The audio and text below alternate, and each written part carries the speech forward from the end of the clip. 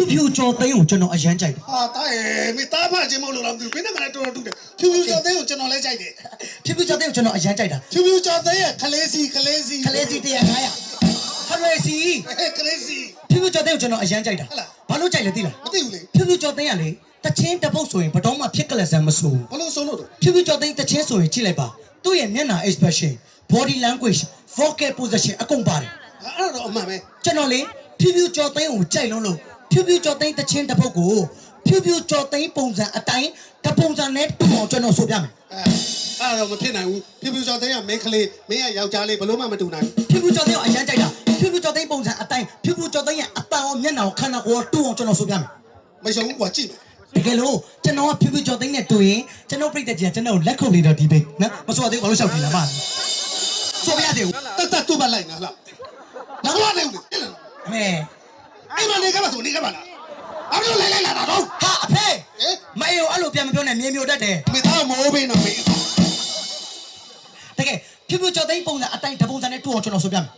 ဆက်လောက်ပါ တူရင်လက်ကုတ်ဒီ တူရင်လက်ခုပ်ဒီပဲ မတူရင်ခဲနဲ့ထူလိုက် ဖြူဖြူကြော်သိန်း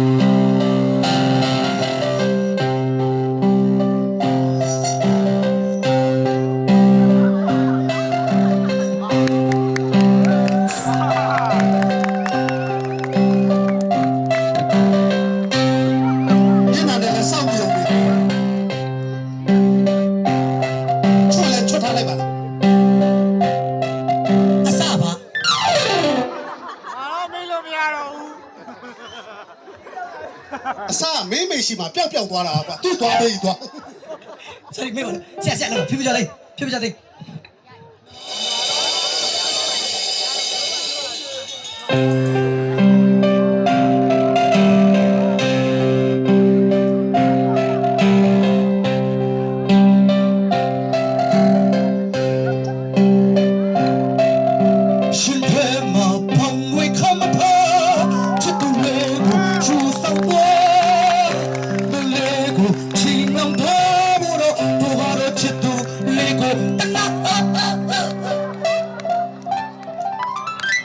ကျွန်တော်လှလာရင်